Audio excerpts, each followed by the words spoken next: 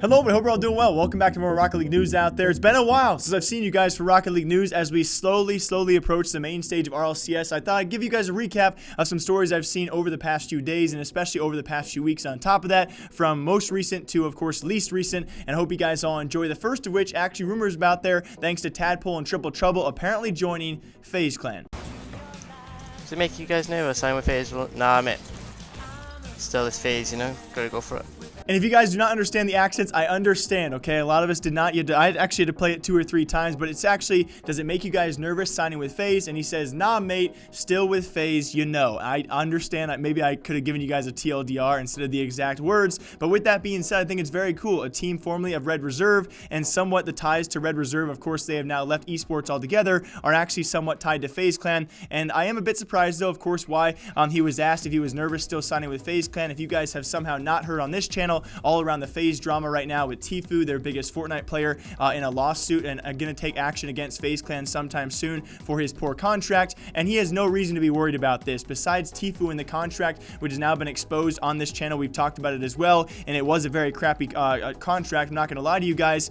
Nearly every other player I've talked to or actually seen comments about on contracts from FaZe Clan have had very good offers. They're very happy with where they are, and so these guys have no reason to be nervous actually signing with FaZe Clan, and it's going to be really cool to see Triple Trouble, who have earned their way to the main stage of RLCS and certainly earned their spot in a brand new organization. So they should be, according to this clip, if it is true, signing with FaZe Clan sometime soon, and very well deserved. And second up in Rocket League news out there, one I probably should have talked about a long time ago, but it was an individual story. I wasn't really sure how to bring this one up. This being the failed project of the Pittsburgh Embers. Now, if you guys don't know, somewhat tied to the Pittsburgh Penguins, trying to bring esports back into the Pittsburgh scene, and certainly a failed project in many eyes out there, but they were unfortunately met with some pretty poor demises. Of course, first of all, if you guys did not know, with this roster within first 2 weeks, it was one of their main members and starting members, that being Demonator. He was he was caught saying some things in an online match that a pro player should never really be caught saying, or probably anyone should be saying in the first place. And Classic Psionics, you know, plays the good guy character as well,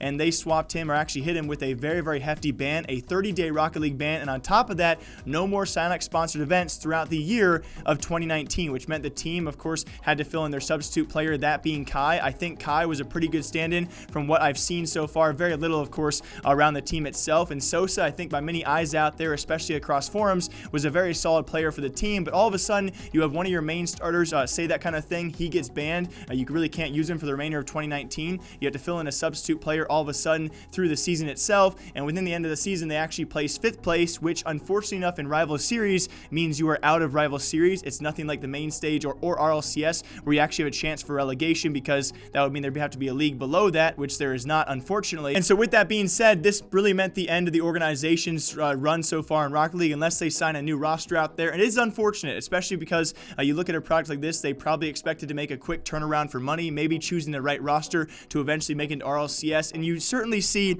maybe a lack of experience or a lack of management for the organization, who maybe thought it was going to be a lot easier than it was to choose a Rocket League trio to make it from Rival Series to RLCS all the way to the main stage, was probably their ultimate goal, right? And I would probably infer that this team probably had a single month-and-a-half long contract or a single season long contract. If they were to qualify for RLCS, it would be extended, and if not, here we are now. The roster now being released as of a while ago, but now I'm touching on this because of the demise this roster had to go through and the struggles they went through. It's really tough to see an organization with such a lack of probably know-how of the scene come in, sign a team, that team fails, and they don't get any second chances. As this esports industry has been and come to know, it's very cutthroat. So a lot of people's worry out there is I hope the players got paid. Trust me, I highly would doubt these guys actually were able to sign a year-long contract, and I highly doubt as well that if they were signing a year-long contract, that Pittsburgh Embers would not be paying them for that. What's most likely is they probably were signed for a single season of RLRS, that being the Rival Series. If they managed to qualify for RLCS somehow, they probably would have their contracts extended, but now that they're not there, and unfortunately with the struggles they have had,